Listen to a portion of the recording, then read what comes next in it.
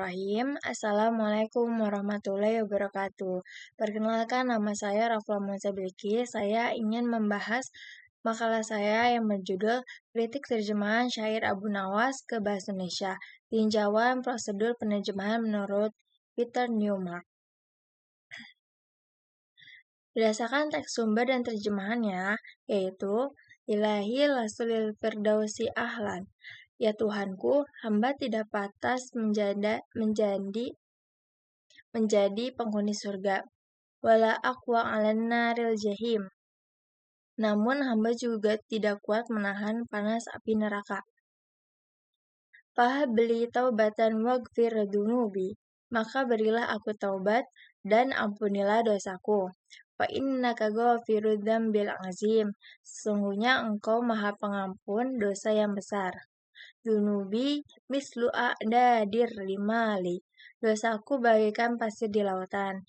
Fahabli taubatan ya dzal jalali. Maka berikanlah aku taubat wahai Tuhanku yang memiliki keagungan. Nah, berdasarkan teks tersebut menunjukkan jenis teks ekspresif karena mengandung unsur puitis, emosi, doa, dan nilai spiritual. Ciri-ciri teks sesuai kategori Newmark yaitu ada serious imaginative literature atau puisi dan literatur imajinatif. Tujuan penerjemahan teks ekspresif yaitu menyampaikan makna batin, menjaga nuansa emosional, mempertahankan keindahan bahasa syair Arab. Berdasarkan aspek leksis atau kosakata, terjemahan tersebut banyak menggunakan diksi religius seperti ilahi, firdaus, jahim, taubatan, zam, dan jalal. Pilihan kata bernuansa spiritual dan penuh kesadaran diri. Leksis metaforis, a'dad ar-rimal, artinya sebanyak pasir. Nah, selanjutnya dalam teks sumber tersebut memiliki aspek sintaksis, yaitu struktur kalimat padat dan ringkas khas bahasa Arab klasik. Dominan bentuk jumlah ismiyah dan fi'liyah, banyak penggunaan bentuk imperatif. Fahabli, seperti fahabli, maka berikanlah aku. Susunan bersifat puitis, tidak selalu mengikuti struktur naratif. Gaya bahasanya mengandung unsur metafora. Contohnya, dosaku sebanyak pasir. Menggunakan hiperbola untuk menunjukkan intensitas penyesalan. Gaya doa yang penuh kerendahan diri dan pengagungan pada Tuhan. Nada emosional dan ekspresif sangat kuat. Idiom dan ekspresif khas yaitu terdapat pada kalimat a'dad ar-rimal, ungkapan Arab klasik untuk menunjukkan jumlah tak terhitung. Firdaus yaitu istilah religius yang merujuk pada tingkatan surga tertinggi. Adapun dari segi register yang terkandung yaitu register religius, puitis, dan normal. Konteks doa dan munajat menjadikan bahasa penuh kesopanan dan ketundukan. Nuansa makna yang terdapat pada teks terjemahan tersebut yaitu ada pada denotatif yaitu berbicara tentang surga, neraka, dosa, dan ampunan. Sementara konotatif menyeratkan kerendahan diri, ketakutan, penyesalan, harapan, dan pengharapan pada kasih Tuhan. Penyair tidak hanya menjelaskan kondisi dirinya, tapi juga mengekspresikan keadaan batin yang dalam. Padanan leksikal yang terdapat pada teks terjemahan tersebut pada bait pertama yaitu Ilahi lastulil firdausin ahla. Prosedurnya yang termuat dalam bait pertama yaitu ada transference dan modulation. Kata Firdaus dialihkan langsung menjadi surga. Sementara struktur kalimat dimodulasi menjadi bentuk yang lebih natural dan puitis dalam bahasa Indonesia. Evaluasinya tepat karena mempertahankan makna leksikal asli namun tetap komunikatif. Selanjutnya pada bait kedua, wala aqwa 'alan naril jahim. Prosedur yang digunakan yaitu modulation dan naturalization. Kata jahim dinaturalisasikan menjadi neraka, sementara frasa tidak kuat menahan dimodulasi agar sesuai dengan sintaksis bahasa Indonesia. Evaluasi yang terdapat pada bait kedua ini yaitu tepat karena memudahkan pembaca memahami kondisi batin penyair tanpa mengubah makna.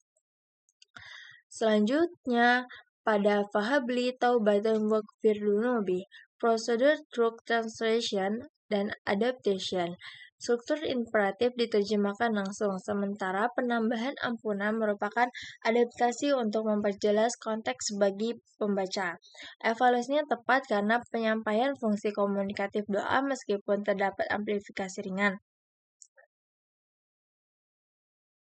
Selanjutnya, fa'innaka ghafirudz dzambil azim. Prosedur yang digunakan naturalization dan modulation.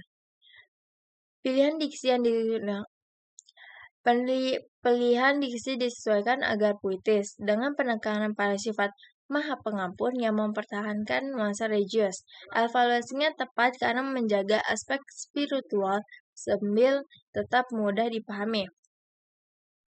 Padanan leksikal pada bait dulu bimislu ada di rimal. Prosedur yang digunakan yaitu truth translation atau kalke dan modulation. Metafora diterjemahkan secara literal namun dimodulasi agar mengalir alami dalam bahasa Indonesia. Evaluasinya tepat karena metafora tetap hidup dan menyampaikan kedalaman penyesalan. Selanjutnya, fahabli taubatan ya dzal jalali. Yang digunakan prosedurnya yaitu adalah truth translation, modulation, dan cultural equivalence. Penambahan frasa, wahai Tuhan yang memiliki keagungan, menyesuaikan konteks religius pembaca dan menjaga nada penghormatan. Evaluasinya tepat karena mempertahankan fungsi komunikatif doa, nuansa spiritual, dan ekspresi emosional. Penilaian dalam terjemahan teks sumber dan terjemahan tersebut yaitu pada bidang akurasinya tinggi. Makna inti setiap bait tetap terjaga. Pengakuan ketidaklayakan masuk surga, ketakutan terhadap neraka, pemohonan taubat, pengakuan banyaknya dosa, dan pengakuan Allah sebagai Maha Pengampun.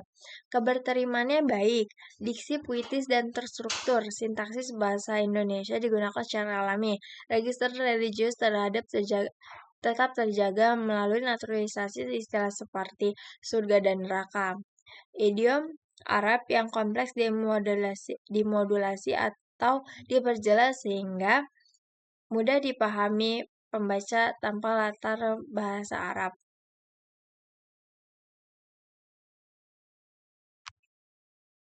Nah, ini yang akurasi, keberterimaan, dan keterbacaan yang tadi.